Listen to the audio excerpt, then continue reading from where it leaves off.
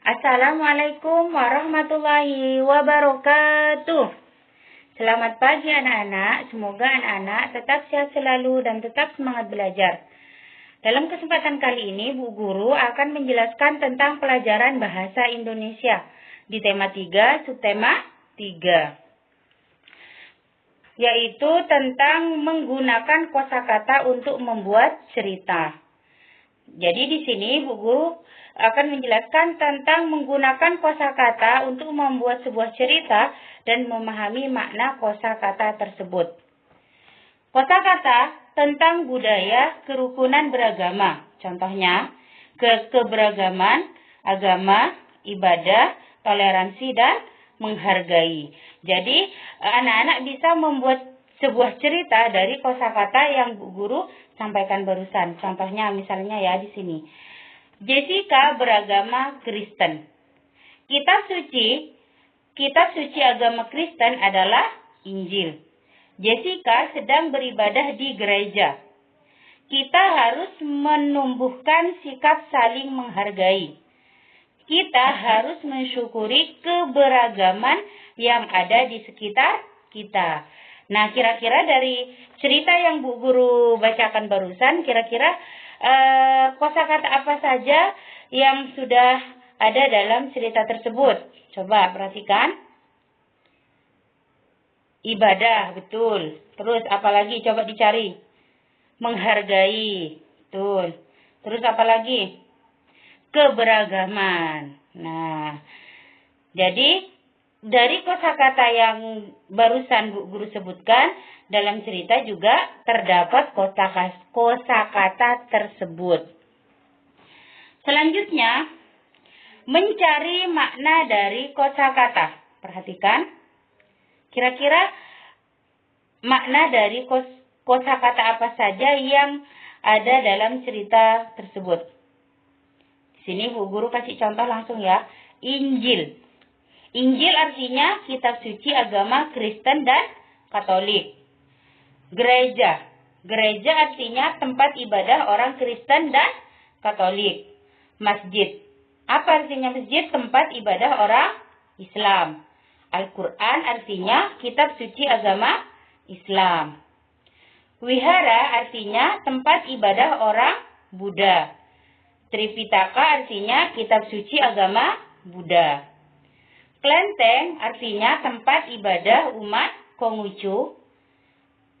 Sisuwojing artinya kitab suci agama Konghucu. Nah, ini sebuah kosakata dan artinya atau makna dari kosakata tersebut. Selanjutnya, menggunakan kosakata tentang lingkungan sosial dan geografis. Lingkungan sosial berkaitan dengan kepedulian terhadap orang lain. Itu namanya lingkungan sosial. Kata-kata yang berkaitan dengan lingkungan sosial, misalnya membantu, menjenguk, atau menolong. Jadi kalau anak-anak menolong seseorang yang membutuhkan bantuan, itu namanya anak-anak sudah peduli terhadap lingkungan sosial.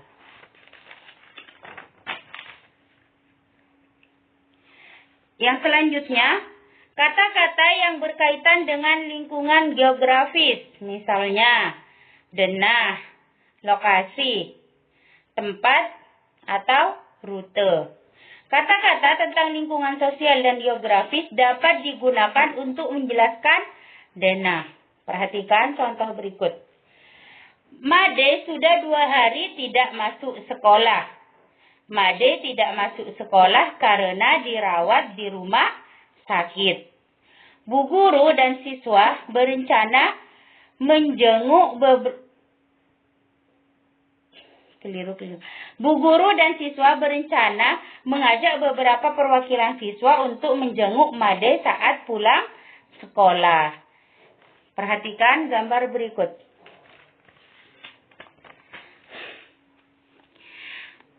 Di sini perhatikan, jadi Bu Guru dan beberapa siswa akan menjenguk Made di rumah sakit. Made ada di rumah sakit di Jalan Semeru. Perhatikan rutenya.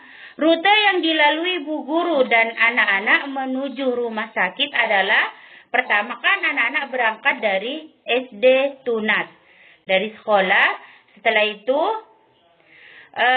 anak-anak dan Bu Guru menuju Jalan Rinjani. Setelah sampai Jalan Rinjani, Bu Guru melalui Jalan Merapi. Setelah itu menuju Jalan Semeru.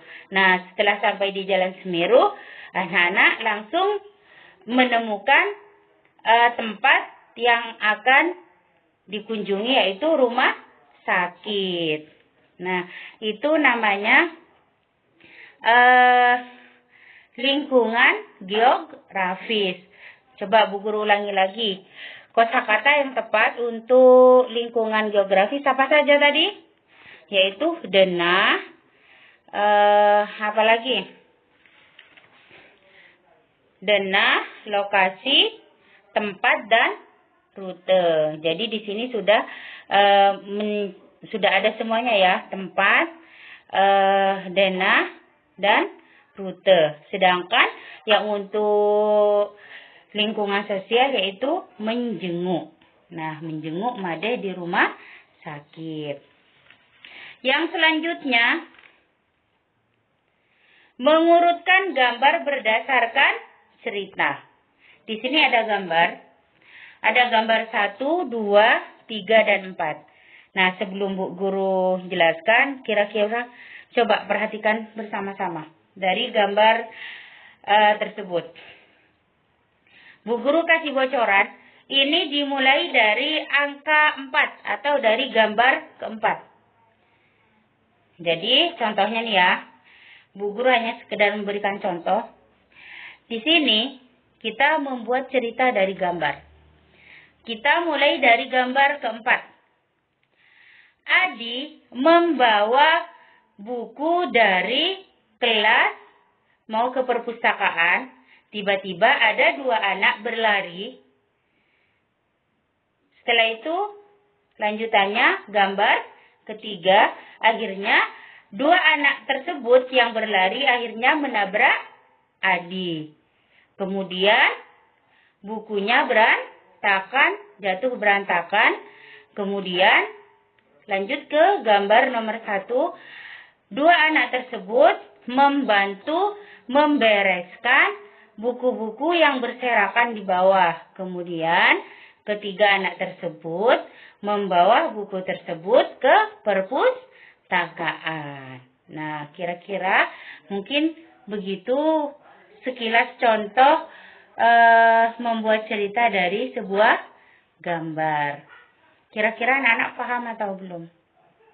Nah, kalau anak-anak masih belum paham, bisa anak-anak langsung dipelajari di buku pelajarannya atau minta mama untuk membantu.